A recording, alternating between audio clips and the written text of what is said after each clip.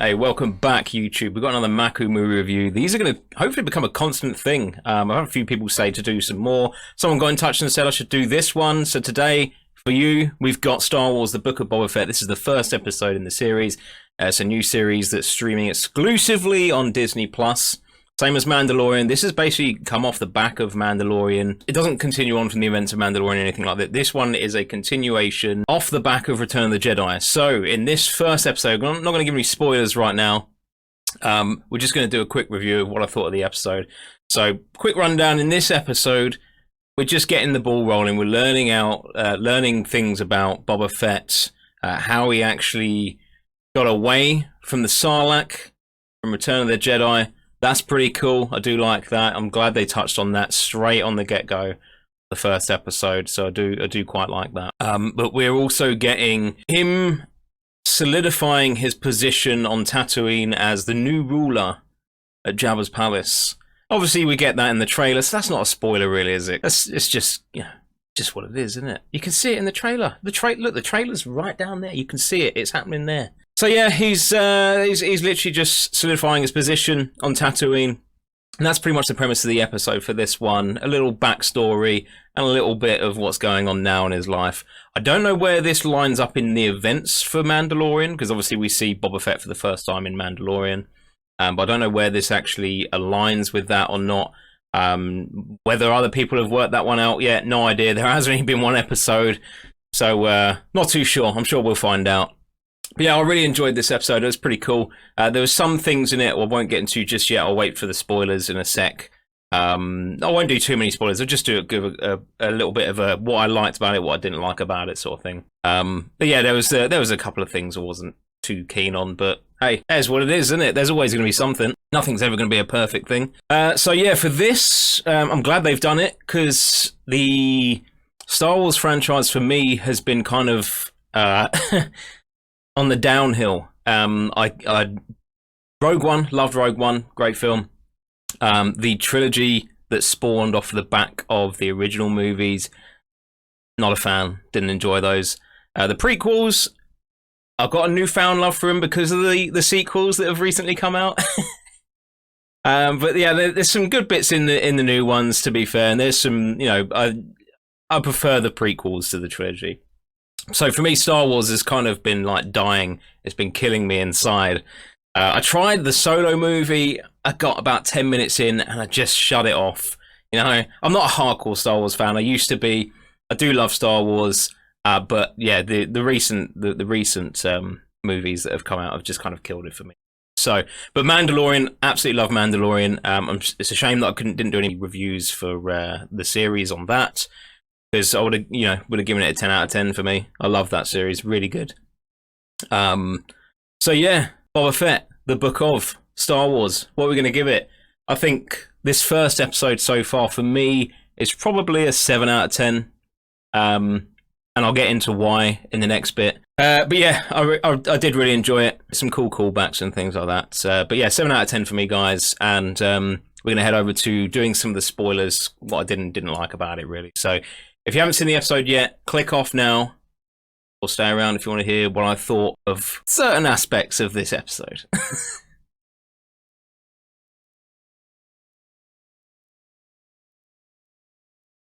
Right, so into what I didn't like. There wasn't too many things. One major one that stuck out for me was so Boba Fett is on Tatooine, obviously. He escapes the Sarlacc pit. We find out how he escapes it. He's being digested.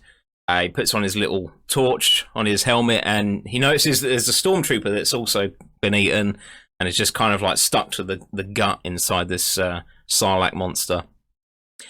So he heads over to that, grabs some oxygen from the stormtrooper's helmet, and then he flame grills the inside of the Sarlacc monster, which is ace. I did enjoy that. That was cool. Burn, baby. It was good. It was good. So anyway, he kills that. He gets out, obviously, and we see, the wreck of certain ships from Jabba's era of his kingdom, which is pretty cool. So you get like little callbacks to the stuff that was in Return of the Jedi, which I quite liked.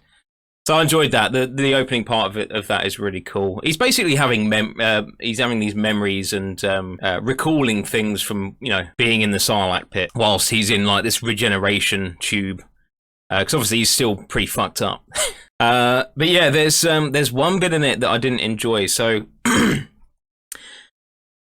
he's pretty much on Tatooine. He's going around trying to sort out his life, enforce that he's now the ruler of Jabba's palace. He's going like you do. You go to the brothels and things like that, and you let people know who you are, don't you? You enforce your shit. So he does that. He comes out of there and he's met by a bunch of goons that just want to kick the crap out of him. And yeah, they're surrounded. They've got force shields. They got cattle prods, and yeah, the fight wasn't great. Boba Fett's got a jetpack. He could have just jetpacked out of there, got around them, and kicked their asses. But he didn't. He stands there in the middle of these guys. With the other character getting his ass handed to him, basically. Anyway, they eventually get out because they've got a couple of bodyguards that have joined them from Jabba's palace. They sort things out and break up the fight.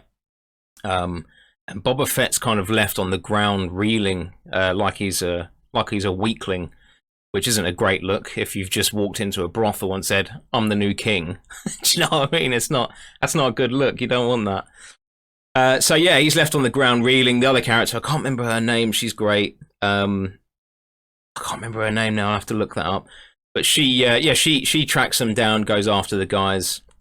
But then we get some more backstory of Boba Fett, some more flashbacks. He goes back to his little regeneration bed, and we get some more flashbacks of what happened after his Sarlacc incident. And at this point, we get some more of the Sand People and the Tusken Raiders, which is great because I love the Sand People. They're awesome. So we get to see some more of them. And watch I think we see some female Sand People. And we also get some children as well, which is kind of cool. They touch on that. And this little youngling, I guess, kind of in a way latches onto him and feels that he has to be the one that takes care of him and punishes him as well. Takes him on errands and chores and things like that. And this is one of the other things that I didn't like was this. These are me only two niggles really in this episode.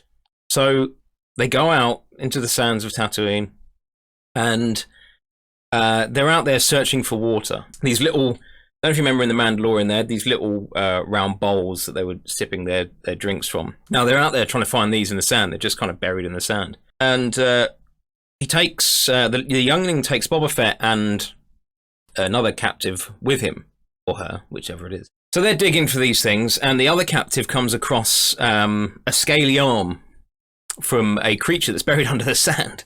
At first it looks really cool, and you're thinking that's going to be something big, some big motherfucker. And yeah, this four-armed creature comes out of the sand.